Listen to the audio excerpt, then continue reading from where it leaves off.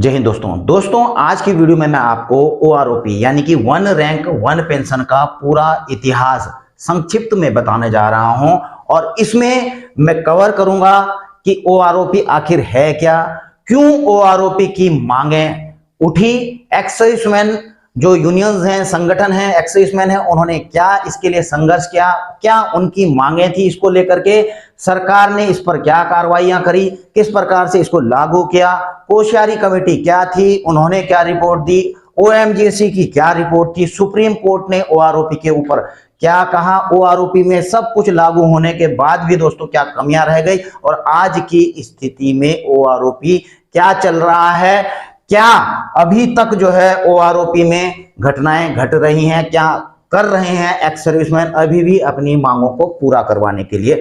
तो सबसे पहले दोस्तों मैं शुरुआत करूंगा कि ओआरओपी क्या है।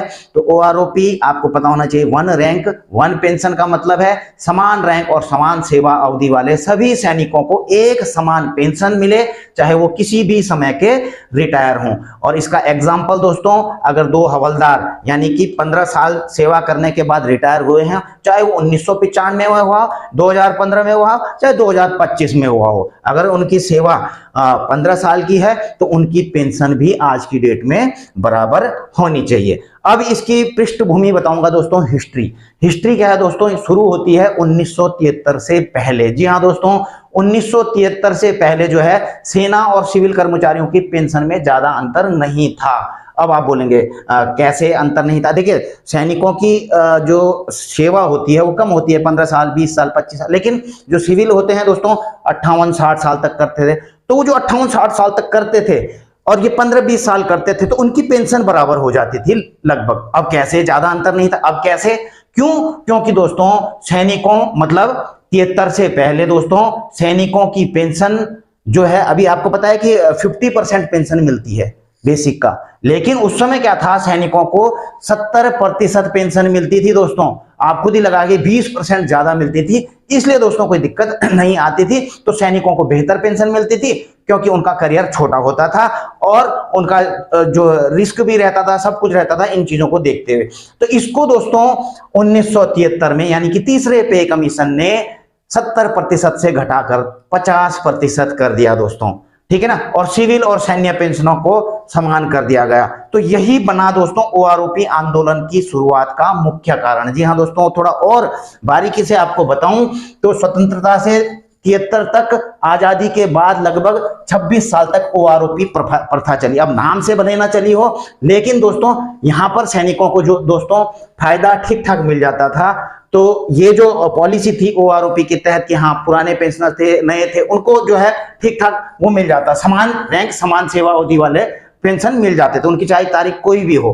तो अब जब यहां पर ऐसा हो गया कि 70% से घटाकर दोस्तों 50% कर दी गई, तो जो है इसमें क्या हुआ, जब इसको समाप्त कर दिया गया, इंदिरा गांधी सरकार ने तीसरे केंद्रीय आयोग की सिफारिश पर ओआरओपी खत्म कर दिया। सैनिकों की पेंशन को नागरिक पेंशन फॉर्मूले से, जो सीसीएस रूल है 1973 का, उनके साथ में जोड़ दिया। पहले नहीं तो जो गणना होती थी पहले सैनिकों के लिए, आर्म्ड फोर्सेज के लिए, वो अलग था, लेकिन 73 में तीसरे पे कमीशन में वो एक ही कर दिया और पुराने और नए रिटायरी में असमानताएं शुरू हो गई दोस्तों यहां से। और ये हुआ था दोस्तों, ये फैसला लिया गया था 1971 में, आपको पता है दोस्तों जो युद्ध हुआ था उसके बाद। और जब ऐसा हुआ तो दोस्तों इसके बाद से जो एक्स सर्विसमैन हैं उनमें गुस्सा भर गया। अब गुस्सा भर गया दोस्तों तो इनका संघर्ष भी शुरू हुआ। संघर्ष का जो चरण था दोस्तों, पहला चरण 1980 से लेकर 1990 तक चला। पूर्व सैनिकों ने ओआरओपी की मांग शुरू कर दी। आज की नहीं है कि आप बोलोगे अभी शुरू हुआ होगा, 1980-90 में मांग हुई, कई ज्ञापन, कई विरोध प्रदर्शन हुए दोस्तों, सरकार को भेजे गए ज्ञापन। उसके बाद 2000 से लेकर के 2010 तक आंदोलन में और भी तेजी आई दोस्तों।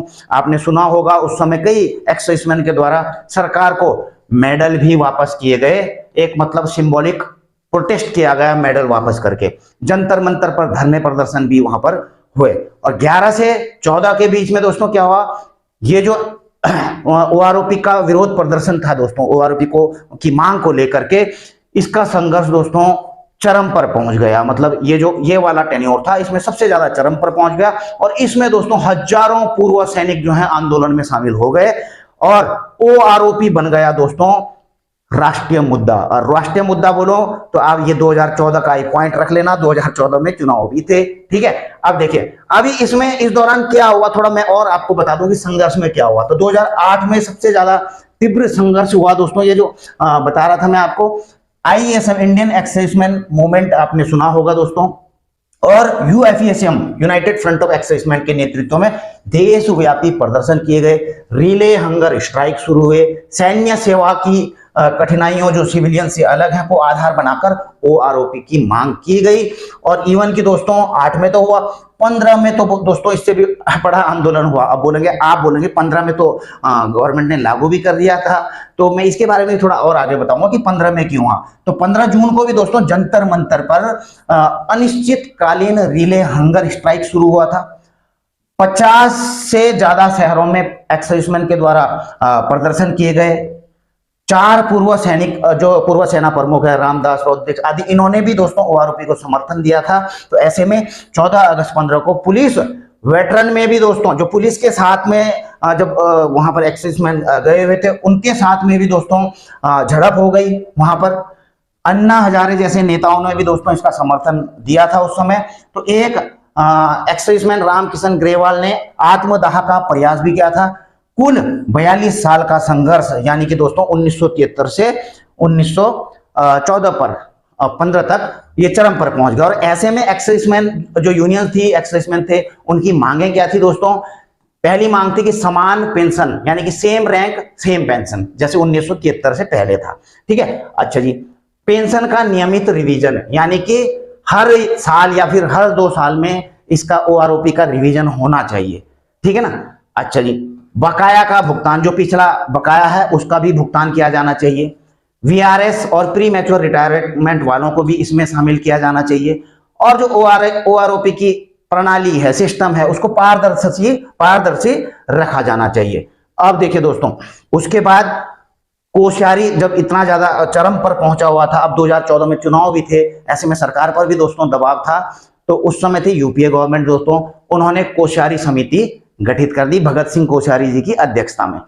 2011 में संसद की पिटीशन ये कमेटी गठित की गई दोस्तों। इन्होंने 2011 में जब रिपोर्ट दी अपनी, तो कोश्यारी कमेटी ने जो अपनी रिपोर्टें दी, जो उनकी प्रमुख सिफारिशें थी दोस्तों, एक तो OROP को तुरंत लागू करने के लिए सिफारिश थी, इसे न्याय संगत और आवश्यक बताया कि यह तो होना ही चाहिए और बिल्कुल जस्टिफाइड है। और इन्होंने कहा दोस्तों अपनी रिपोर्ट में कि OROP में कोई तकनीकी या वित्तीय बाधा नहीं है, सरकार इसको दे सकती है, इसमें कोई ऐसी टेक्निकल भी बाधा, कुछ वित्तीय बाधा भी कुछ नहीं है सरकार के लिए। तो इसका महत्व क्यों था इस रिपोर्ट का दोस्तों, भगत सिंह कोश्यारी का?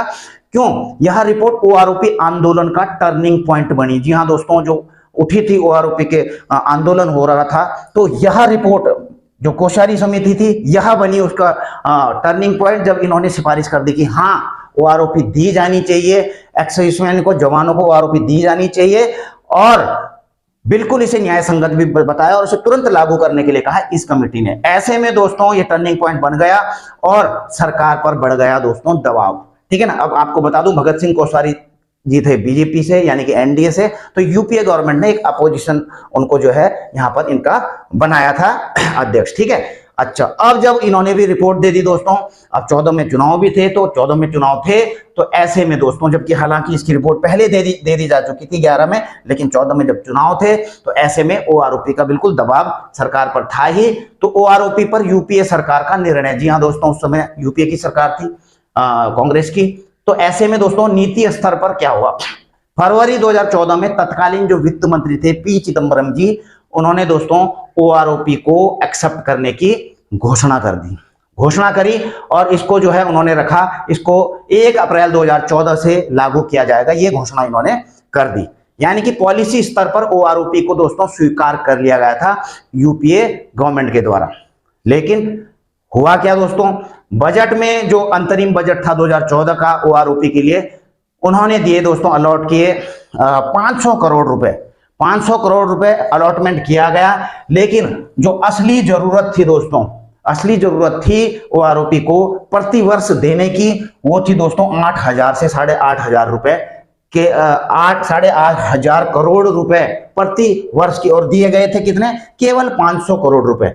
तो ऐसे में दोस्तों हुआ क्या, केवल आंशिक रूप से यह दिया गया था। पूरा ओआरओपी लागू करने के लिए यह बजट जो है बिल्कुल भी पर्याप्त नहीं था। इसका निष्कर्ष क्या निकला, यूपीए ने 2014 में ओआरओपी नीति को तो स्वीकार कर लिया, नीतिगत रूप से स्वीकार कर लिया।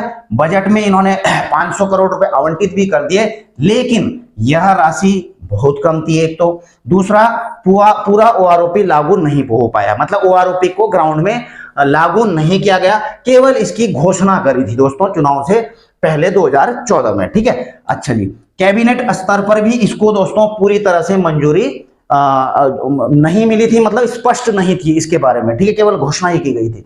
अब हुआ क्या दोस्तों, उसके बाद आपको पता है चुनाव का चल रहा था माहौल, तो 2014 में जब चुनाव की रैलियों में, ऐसे में दोस्तों आपको पता है उस समय मोदी जी काफी चल रहे थे, तो उन्होंने अपनी रैलियों में दोस्तों ओआरओपी लागू करने की घोषणा कर दी। उन्होंने ओआरओपी लागू करने की घोषणा करी और बड़े बड़े जो एक्साइजमेंट की रैलियां हैं वहां भी जाकर के उन्होंने ऐसी घोषणा करी, तो एक्साइजमेंट का बड़ा समर्थन मिला, जो संगठन थे उनका समर्थन मिला एनडीए गवर्नमेंट को, मोदी जी को उस समय। और 2014 में दोस्तों एनडीए सरकार बन गई भारी बहुमत से, और मोदी जी बने दोस्तों प्रधानमंत्री। लेकिन उसके बाद अब सरकार तो बन ही गई, ये भी चुप बैठ गए दोस्तों ओआरओपी के लिए, क्योंकि सरकार तो बन ही गई, आपको पता ही है अब क्या करना। तो जब थोड़ा शांत हो गया दोस्तों माहौल, तो फिर एक्साइजमेंट ने मांग की कि कहां गए भाई, आपने तो कहा था इतने दिन में लागू कर देंगे। और 15 जून 2015 को दोस्तों जंतर मंतर पर हंगर स्ट्राइक की गई एक्साइजमेंट संघ के द्वारा।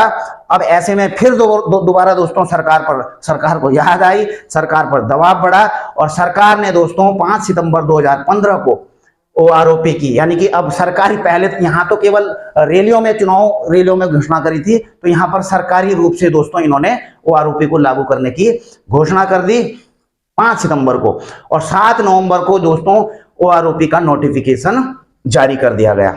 अब जो नोटिफिकेशन जारी किया गया, इसमें आधार वर्ष रखा गया दोस्तों 2013 को, और इसमें क्या था कि हर 5 साल में रिवीजन होगा, 1 जुलाई 2014 से यह प्रभावी हो जाएगा, और बकाया का भुगतान भी इसमें किया जाएगा 15 तक जब तक है। ठीक है, तो ये चीजें की गई और 4 किस्तों में दोस्तों किया भी गया। लेकिन इसके बावजूद भी लागू करने के बाद, कर तो दिया लागू, लेकिन इसमें भी दोस्तों कमियां थी। कमियां क्या थी दोस्तों, कि एक तो जो मांग थी एक्साइजमेंट की, हर साल इसको रिवीजन नहीं किया गया, इसको 5 साल ही रखा गया कि हर 5 साल में रिवीजन किया जाएगा। वीआरएस वाले थे दोस्तों जो 1 जुलाई 2014 के बाद रिटायरी थे, प्रीमेच्योर एट ओन रिक्वेस्ट, उनको दोस्तों ओआरओपी के दायरे से बाहर कर दिया गया। उससे पहले वालों को ओआरओपी में रखा गया। तो यहां पर भेदभाव वाली नीति कर दी गई, अलग अलग क्लास में, अलग अलग कैटेगरी में इसको बांट दिया गया दोस्तों, पहले और बाद वालों को। ठीक है, जबकि ऐसा नहीं होना चाहिए ओआरओपी में। अच्छा जी, समानता पूरी तरह से लागू, बिल्कुल यहां पर भेदभाव किया गया था, समानता दोस्तों नहीं था, अलग अलग बैच में भी इसमें अंतर बना रहा। इसके अलावा दोस्तों सुधार समितियां और प्रयास, एक्साइजमेंट लगातार इसकी मांग उठाते रहे। इसके बाद सुधार समिति के लिए सरकार ने दोस्तों ओएमजेसी, वन मैन जुडिशियल कमेटी को दोस्तों गठित किया गया। जब गठित किया गया तो किस चीज के लिए किया गया, क्योंकि उसके बाद भी एक्साइजमेंट संघों ने मांग उठाई कि नहीं जी ये सही तरीके से लागू नहीं हुआ जो हमारी मांग थी, तो उसके लिए सरकार ने ओएमजेसी गठित कर दी। ठीक है, अब किसकी अध्यक्षता में, ये जस्टिस एल नरसिम्हा रेड्डी जी की अध्यक्षता में 2015 में ओआरओपी लागू होने के बाद विवादों को सुलझाने के लिए, वहां उस समय जो है मनोहर पर्रिकर जी रक्षा मंत्री थे। तो इसके मुख्य मुद्दे दोस्तों क्या थे कि ओआरओपी की परिभाषा में खामियां, बिल्कुल कि ओआरओपी की जो परिभाषा है उसको सरकार ने चेंज कर दिया है, उसमें छेड़छाड़ कर दी गई है। ठीक है, तो उसमें खामियां हैं, पेंशन रिवीजन को सही करना और वीआरएस को जो है, जो प्रीमेच्योर वाले हैं उनको शामिल करना। तो इन्होंने भी अपनी रिपोर्ट दी दोस्तों 2016-17 में। ठीक है ना, रक्षा मंत्री जी को, रक्षा मंत्रालय को अपनी रिपोर्ट दी। इसमें हालांकि डिस्क्लोज नहीं हुई, बाद में डिस्क्लोज हो गई थी 1-2 साल पहले, आपको पता ही है। तो इसमें इन्होंने भी सिफारिश की थी दोस्तों कि हर साल पेंशन रिवीजन हो। ओएमजीसी ने वीआरएस वालों को भी जो है, वीआरएस तो होता नहीं, प्री मैच्योर रिटायरी को भी जो है ओआरओपी में शामिल किया जाए और असमानताओं को दूर किया जाए। ये मैंने आपको बिल्कुल संक्षेप में बता रहा हूँ, लंबी चौड़ी रिपोर्ट है। ठीक है, और सरकार की क्या प्रतिक्रिया थी दोस्तों इसमें रिपोर्ट से, रिपोर्ट को पूरी तरह से उन्होंने स्वीकार नहीं किया, जैसे चल रहा था वैसे। कई इसमें से मोस्ट ऑफ सिफारिशें इन्होंने लागू ही नहीं की जो ओएमजीसी की ने OMGC ने इनको दिया था। अब इसके बाद क्या हुआ दोस्तों, इसके बाद भी दोस्तों ऑनरेबल सुप्रीम कोर्ट में चले गए, कौन, एक्साइजमैन 2016 में सुप्रीम कोर्ट में चले गए। तो सुप्रीम कोर्ट में चले गए तो सुप्रीम कोर्ट ने भी दोस्तों OROP से संबंधित कई केस किए गए, एक भी नहीं। तो 2022 में सबको जो है वो करके 2022 में सुप्रीम कोर्ट ने OROP को दोस्तों वैध बताया।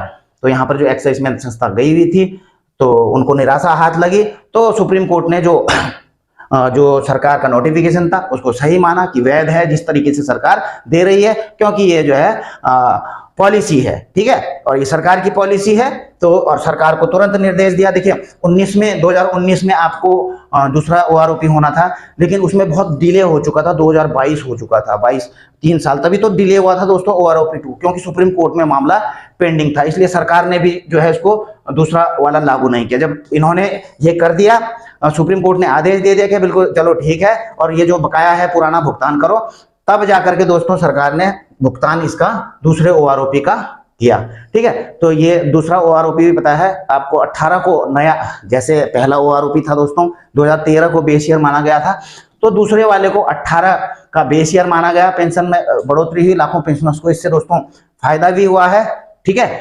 अब जो तीसरा OROP है वो आपको मिल रहा है, 2023 का बेस ईयर है और 1 जुलाई 2024 से आपको लागू हो चुका है और आपको इसका एरियर भी मिल चुका है। आज की जो स्थिति है दोस्तों, स्थिति में दोस्तों सबसे ज्यादा जो नुकसान है और कोर्ट तक पहुंचे हुए हैं वो है दोस्तों premature retiree at own request. जी हाँ दोस्तों, जो 1 जुलाई 2014 और उसके बाद रिटायरी आए हैं ओन रिक्वेस्ट पर, उनको बाहर कर दिया गया दायरे से। तो सबसे ज्यादा नुकसान तो पहले इनको हुआ है। और आज की स्थिति यह है कि कई AFTs वगैरह में जो है इन्होंने केस डाले हुए हैं, कुछ पर निर्णय भी पॉजिटिव निर्णय आए हैं, सरकार AFT ने दिया है कि भैया इनको दिया जाना चाहिए, और कुछ अभी इम्पेंडिंग है, चल रहे हैं उस पर। दूसरे हैं जो पीड़ित हैं दोस्तों इसमें एक्स ग्रुप वाले भी, एक्स ग्रुप वालों का आपको पता ही है, टेबल नंबर 7, 8 इनको भी अलग अलग कर दिया गया था, 16 से पहले 16 से बाद। तो ऐसे करके आपने यहाँ पर भी देखा होगा। तो ये भी जो है कोर्ट में दोस्तों इसकी लड़ाई लड़ रहे हैं। इसके अलावा भी दोस्तों कुछ खामियां हो सकती हैं जो मांगे हैं, तो भूल चूक लेनी देनी जितना मैं कर पाया दोस्तों, मोटा मोटा जितने कम शब्दों में आपको बता पाए। हालांकि इसके बीच में कई ज्यादा संघर्ष भी हुए, हर चीज को मैं बयान नहीं कर पाया हूँ, कई चीजें छूटी भी होंगी दोस्तों, आपके दिमाग में होंगी, तो कोई बात नहीं, आप कमेंट बॉक्स में लिख देना अगर कोई छूटी हैं या फिर कुछ बता नहीं पाया, कुछ ज्यादा ही बता दिया, तो दोस्तों भूल चूक लेनी देनी। बाकी आपकी क्या राय है कमेंट बॉक्स में जाकर के आप लिख सकते हैं। हाँ, वीडियो अच्छी लगी तो दोस्तों लोगों को और अन्य हमारे एक्सेसमैन को शेयर जरूर कर देना है। चैनल को आप आगे भी ऐसी वीडियो देखना चाहते हैं तो सब्सक्राइब भी कर सकते हैं। वीडियो होती है यहीं पर समाप्त। जय हिंद।